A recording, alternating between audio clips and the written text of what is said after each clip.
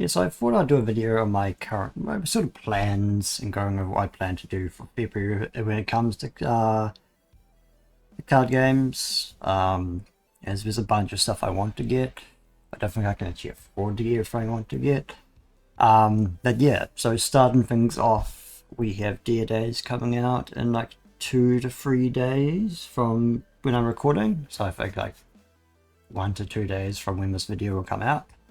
Yeah, so I probably won't be getting Dear Days on release as I won't have time to stream it at the end of the week, and then next week I'll be streaming Kingdom Come Deliverance 2, which is something I'm actually much more looking forward to, mostly because it's going to be a lot cheaper.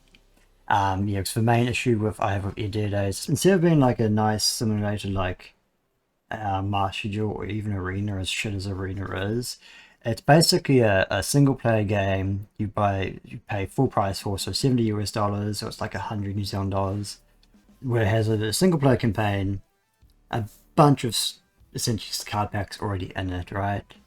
And it does have an online mode you can play with other people. So which is more like, so it's definitely a single player game and you play single player prices. The main issue with it though is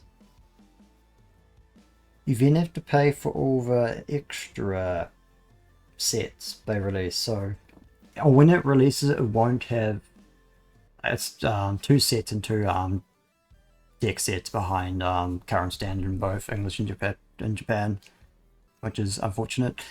Actually, the worst part is, as far as I'm aware, and I think I did mention it wasn't going to, but it doesn't crossplay either. But yeah, so going over actually how much it costs, we only have the Japanese prices right now, so yeah, that's fine. So it's currently about 7,000 yen for a game, which I think that's about $70 US, and then over the first expansion pass DLC thing, so it's for basically BT4, 5, and the Haria Night Bros deck sets. Looks like it's almost $70 as well. I was just like, that's insane. Because I think I'd be willing to pay like $50 New Zealand dollars for the Battle Pass thing. And they do release like a multiple as well. And there might be more actual sets in it as well. It might not just be these 4. It might be the next few coming as well in it. I'm not entirely sure. But even then, like, it's gonna be like $100. And I can't exactly justify that. So I'm probably just gonna be buying a base game and enjoying it, enjoying the campaign, get as much multiplayer games with some people as I can, and then just like not buying anything else. I just decided to do it as one. It's just not worth it. On release, this is all the sets, so I actually can't be on it. So it's basically all of the last essentially standard of sets. So all the D series stuff.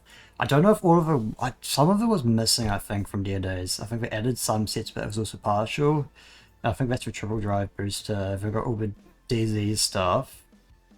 And then they've also, the one thing you're actually getting more than you'd expect is they've released the first 1, 2, 3, 4, 5, 6, 7 original Vanguard sets. So it's basically going to be in vintage mode, which is probably, honestly, is probably going to be the highlight.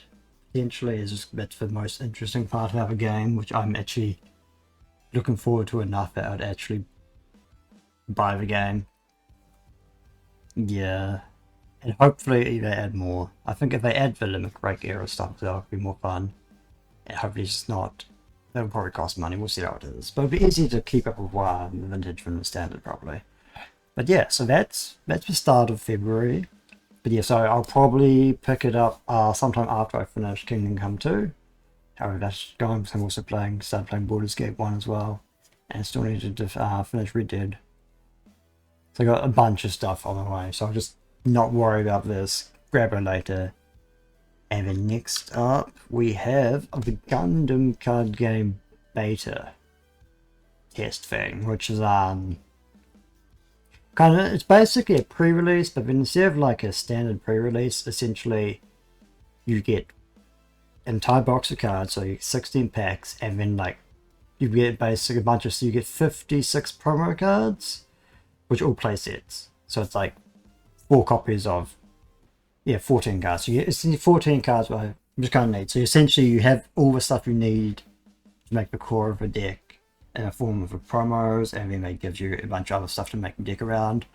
It is kind of expensive, like if you compare it to a pre-release, because I can't remember how much it is in the US, but in New Zealand it's coming up to $160 New Zealand dollars, which is basically a bit more than the price of a box of cards. Like, it's essentially $10 booster pack, which isn't actually that bad. Like, that's sort of like the current upper limit for most card games, unless you get through some stupid pack like collector's boosters. So that's not actually that bad, plus you get all the promos and stuff, so the more I think about it, the more it's like it's not that bad. And I think all the promos and stuff will work more than it once the actual card game comes out. The only sort of my initial, really 3 videos actually out of that 160, like one going over what was in the box, and maybe a couple about gameplay or something. So I think that's actually not worth, not too bad of a spend. So I think I will do that. It's just need to give a day off. And then next up we have the Blue Archive Wise set. I have been off Wise quite a bit and not really enjoying it, although I've ordered a bunch of stuff to make my Konosuba deck less bad, and it's kind of fun. It's kind of been fun to play, and it's not been too terrible. So maybe, I think I won't be able to go heavy into this, so I think what my plan is, I have an idea of what I want to build for a deck. I'll put it together, and if I can get everything I need for that deck for under $100 US, I'll just order it. And then maybe get a couple boxes to open on stream. But yeah, if it costs more than that, I'll be like, I'm out. I think worst case scenario, even if it does cost like way more, I might just get a couple boxes anyway. I'll probably try to get a trial deck as well if I can. But yeah, so that. And then the last set coming out in February is DZ BT05. I'm 6, sorry. Luckily, I don't really need much from it. I think I only actually need the Keta Sanctuary new effect front. But we do, my local store does actually have a pre-release for it. So I'll probably do that. And yeah, I'll do that. I probably won't go to the event. I don't think I need to buy any boxes. So I'll probably just do a pre-release and then just buy packs and hopefully get what we need in trade and stuff. But I think the only set I actually do need to go heavy in on, I mean again I could just buy singles, but I do like opening boxes, is DZ BT07, as I want to build a lyrical deck from that, as it's another set order one. I've got to collect all the set order lyrical decks. I sort of went into this thinking things would be bad, but I think once I sort of like figured out like I can just not buy anything. I don't actually have, it's too expensive. It's not too bad, but yeah. So that's basically our upcoming products. Yeah, so I think for next month video wise, not sure what's going on. So I think probably end of the month we might have some Gundam stuff. I do actually manage to get a day off. The Blue Archive stuff will probably be next month by the time it gets here. Probably like March, probably late end of March due to shipping.